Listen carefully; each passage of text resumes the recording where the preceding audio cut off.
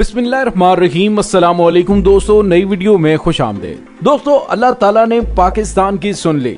वज़ीर आज़म पाकिस्तान इमरान खान और army chief general Qamar Javed Bajwa की क़यादत में पाकिस्तान के कर्जे खत्म होने जा रहे हैं। दोस्तों, एक ऐसा मंसूबा पाकिस्तान के हाथ लग गया है जो कि CPEC मंसूबे से भी ज्यादा पाकिस्तान को फायदा देने वाला है। दोस्तों, ये मंसूबा क्या है, वीडियो की तफसील में जाने से पहले आप देख रहे हैं हकीकत की दुनिया डॉक्टर अली के साथ। हमारा चैनल सब्सक्राइब करके घंटी के निशान को दबाना मत भूलिएगा।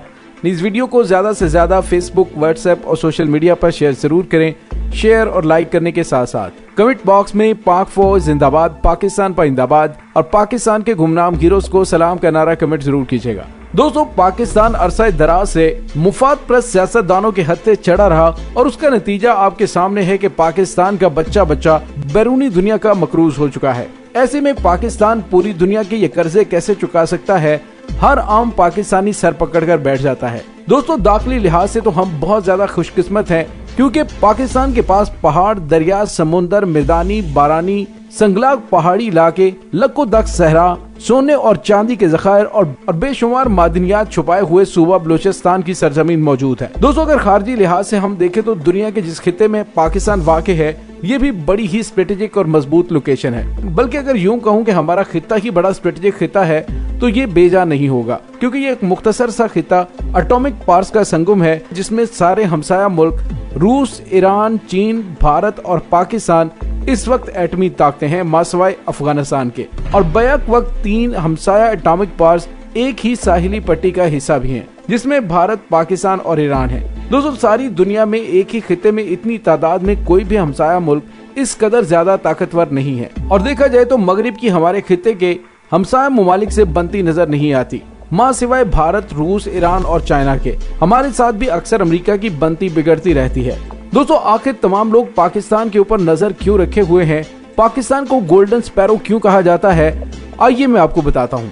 दोस्तों, पाकिस्तान और अफगानिस्तान के दरमियान एक ऐसी पट्टी है जिसको वाखान कॉरिडोर कहा जाता है। दोस्तों, ये वाखान कॉरिडोर एक ऐसा इलाका है जहाँ से पाकिस्तान सेंट्रल एशिया तक बिल्कुल आसानी से दाखिल हो सकता है। दोस्तों, अफगानिस्तान में एक तंग खिता है जो चीन तक फैला हुआ है और ताजिकिस्तान को पाकिस्तान से अलग करता है। ये राहदारी शुमाल में पामीर पहाड़ों और जुनूब में कराकोरम की सरहदों के दरमियान वाक़ है और तकरीबन 350 किलोमीटर यानी 220 मील लंबी और 13 से 65 किलोमीटर चौड़ी है। दोस्तों, इस ऊंचे पहाड़ों वाली वादी से पंच और पामीर दरिया निकलकर आमू दरिया में शामिल होते हैं, और ये राहदारी कभी कदीम सिल्क रोड शाहराह रेशम का हिस्सा थी जो कि चीन को बाकी दुनिया से मिलाती थी, और मुसाफिर, ताजिर, एक्सप्लोरर, मशीनरी वगैरह उसको बतौर एक तिजारती रास्ता मशरिक, जनूबी और वस्ती एशिया तक जाने के लिए इस्तेमाल करते थे। लेकिन दोस्तों, ये तकरीबन 100 सालों से बाकायदा बॉर्डर ट्रैफिक के लिए बंद है। मार्को पोलो ने 1200 ईस्वी में इसी राहदारी से गुजर कर गया और इसी राहदारी में मार्को पोलो भेड़ भी आबाद है। दोस्तों, वाखान राहदारी को मुश्तरका बरतानवी रूसी बाउंड्री कमीशन ने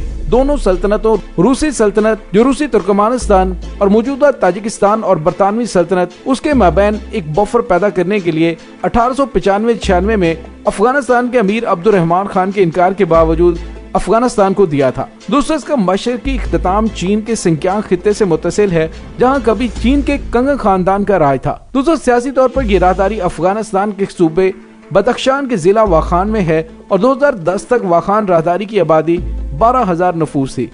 और दोस्तों, यहाँ पे आपको ये बताते चले कि गुज़िश्ता 30 वर्षों में पाक अफगान और कभी पाक तालिबान मुज़ाकरात अमल में आते रहे, लेकिन वो कामयाबी के जीने अपनी शद्दोमत के साथ तय न कर सके। कभी तो रास्ते में सांस उखड़ने लगी और कभी अनदेखी बैरूनी मुज़ाहमत या खारजी ताकतें और अंदरूनी मुदाखलत या दाखिली मुसालहत ने मुज़ाकरात को ज़ेरो ज़बर करते हुए हालात को अपने घेरे में ले लिया। दोस्तों, खुदा करे कि पाकिस्तान और अफगानिस्तान दोनों ममालिक जिन्होंने 29 सितंबर 2020 को अफगान मुफाहमती कौंसिल के चेयरमैन डॉक्टर अब्दुल्ला के साथ वज़ीर आज़म पाकिस्तान इमरान खान की मुलाकात हुई, तो जिसमें पाकिस्तान और अफगानिस्तान में कायम अमन के साथ दीगर उमूर पर तबादला ख्याल किया गया, और उसमें एक बड़ी ही अहम पेशरफ सामने आई थी, और वो ये थी कि पाकिस्तान और अफगानिस्तान मिलकर वाखान राहदारी के मंसूबे को आगे बढ़ाएंगे। दोस्तों, पाकिस्तान और अफगानिस्तान की मुआशी तरक्की का दारोमदार इन्हसार तिजारत के फरोग और जमीनी राबते से मशरूत है।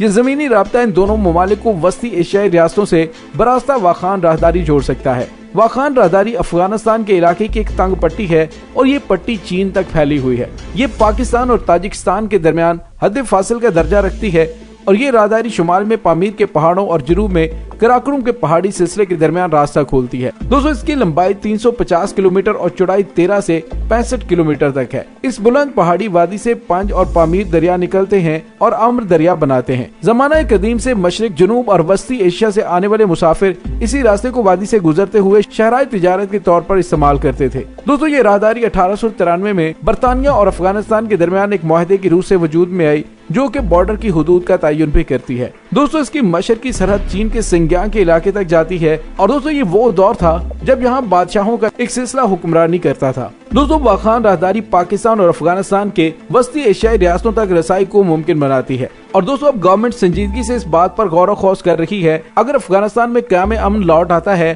तो सी-पैक की तरह अगर इस राहदारी को तिजारत के फरोग के लिए बरूएकार लाया जाए तो दोनों ममालिक पर तरक्की और खुशहाली के नए रास्ते खुल सकते हैं। दोस्तों अफगानिस्तान में बर्फपोश पहाड़ों पर मुश्तमिल दूर उफ्तादा वाखान राहदारी को ज़माने कदीम में तिजारत के लिए इस्तेमाल किया जाता था और मैंने जैसा पहले अर्ज किया कि ये शाहराए रेशम का हिस्सा भी था। सतह समुद्र से 16,300 फीट की बुलंदी पर वाक़े वाखान राहदारी पाकिस्तान के शुमाली इलाके हुंजा से मुत्तसिल है और पाकिस्तान के शुमाली इलाकों के अलावा चीन और ताजिकिस्तान के साथ भी मिली हुई है। और दोस्तों हुंजा के ताजिर सदियों से कराकोरम पहाड़ी सिलसिले पर इरशाद पास जैसे रास्तों से गुजरते हुए वाखान के मुकामी कबाइल के साथ तिजारत करते हैं। दोस्तों इस मुश्किल रास्ते पर ताजिर माल बरदार जानवरों के जरिए नकलो हरकत करते हैं और दोस्तों मुकामी ताजिरों का कहना है कि इस रास्ते पर कभी भी एतबार नहीं किया जा सकता क्योंकि ये किसी वक्त भी आपको धोखा दे सकता है। दोस्तों इस दुश्वार गुजार पुरखतर रास्ते पर सफर के दौरान ताजिरों को कई मुश्किलात का सामना करना पड़ता है और तूफान की सूरत में हद्दे निगाह चंद फीट तक रह जाती है और ताजिरों को अगले चलने वाले घोड़ों की आवाजों पर इन्हिसार करना पड़ता है। दोस्तों तिजारती रास्ते में आने वाले गारों में ताजिरों की बाकियात मिलती हैं जो सफर के दौरान मौसम की सख्तियों की वजह से मारे गए और उनके अपने साथी बर्फानी तौदों की जद में आकर हलाक हो गए थे।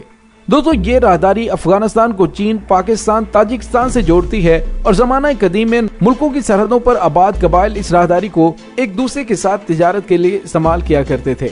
अफगानिस्तान में सोवियत यूनियन की मुदाखलत के बाद तिजारती रिश्ते टूट गए, लेकिन हुंजा और वाखान के दरमियान ताल्लुक बरकरार रहा और उसकी वजह चंद कदीम रास्ते हैं जिन पर लोग आज भी सफर करते हैं। दोस्तों वाखान की सरहद चीन के सूबा सिंगियांग से मिलती है और इसी वजह से चीन इन दिनों अफगानिस्तान से वहां पर फौजी अड्डा कायम करने के हवाले से भी बातचीत कर रहा है ताकि शिद्दत पसंदों को इस रास्ते के जरिए सिंगियांग में मुदाखलत से रोका जा सके। दोस्तों अगर हुकूमत संजीदगी से वाखान कॉरिडोर पर काम करना शुरू कर दे तो आने वाला मुस्तकबिल पाकिस्तान का है। इस कॉरिडोर की वजह से न सिर्फ अफगानिस्तान को फायदा होगा और खुशहाली आएगी, बल्कि पाकिस्तान को सी-पैक और वाखान कॉरिडोर की वजह से पूरी दुनिया में आसान तरीन रसाई हासिल होगी और पाकिस्तान की अहमियत मजीद बढ़ जाएगी।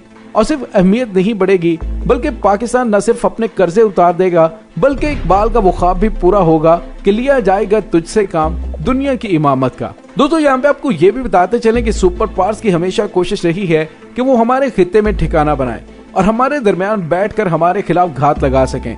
इसलिए खास तौर पर जनूबी एशिया गोरी ताकतों का फेवरेट रहा है। इसलिए सुपर पावर्स ने हमेशा हमारे खित्ते के सबसे कमजोर मुल्क अफगानिस्तान को ही चुना है। जब अपने वक्त की super power Soviet union Afghanistan में घुसी तो उसका असल मकसद अफगानिस्तान पर कब्जा नहीं बल्कि अफगानिस्तान में मोर्चा बंद होके अगला टारगेट पाकिस्तान था ताकि वो गर्म पानियों तक रसाई हासिल कर सके। लेकिन हमारे खित्ते का मुआशी और दिफाई लिहाज से कमजोर तरीन मुल्क अफगानिस्तान भी सुप्रीम पावर के लिए फुलाद की दीवार साबित हुआ और सोवियत यूनियन को दुनिया ने बिखरते देखा और सारी दुनिया वर्ता हैरत में गर्क थी और ये बात ढकी छुपी न रह सकी कि पसे पर्दा कुव्वत पाकिस्तान थी जिसकी बदौलत रूस के परखचे उड़े।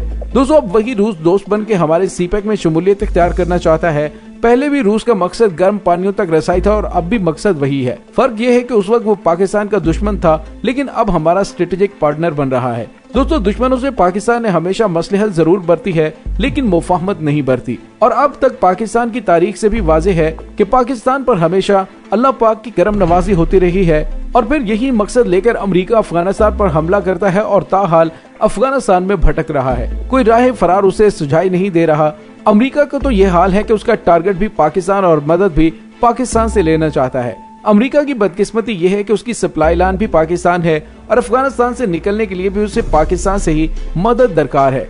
दोस्तों क्या ये मुसिक्काखेज बात नहीं है कि अमेरिका के लिए जिसका टारगेट था यानी पाकिस्तान अब वही उसका मसीहा बना हुआ है। जिस तरह यके बाद दीगरे दो सुप्रीम पावर्स हमारे मादरे वतन के दहाने पर पिस्पा हुई उसे मौजा नहीं कहेंगे तो और क्या कहेंगे। और दोस्तों पाकिस्तान के महल्ले वकू की अहमियत अब पहले से बहुत ज्यादा बढ़ चुकी है। सी पैक की बदौलत सारी दुनिया की नजरें पाकिस्तान पर हैं और वाज़ेह नजर आ रहा है कि सी पैक पाकिस्तान की मौशत में एक इनकलाब बर्पा कर देगी। मुआशी ताकत चीन हमारा सबसे बेहतरीन दोस्त और सी पैक का सबसे बड़ा पार्टनर भी है। और दोस्तों इसके साथ ही अगर चीन और पाकिस्तान और अफगानिस्तान मिलकर वखान कॉरिडोर के ऊपर काम कर लेते हैं तो उसके बाद पाकिस्तान एशिया का टाइगर बन सकता है। दोस्तों इसके साथ ही डॉक्टर अली को इजाजत दीजिए, इंशाल्लाह बहुत जल्द मिलते हैं एक नई वीडियो में। तब तक के लिए अपना बहुत सारा ख्याल रखिएगा। पाक फौज जिंदाबाद, पाकिस्तान पाइंदाबाद, पाकिस्तान के गुमनाम हीरोज को सलाम, अल्लाह वारिस।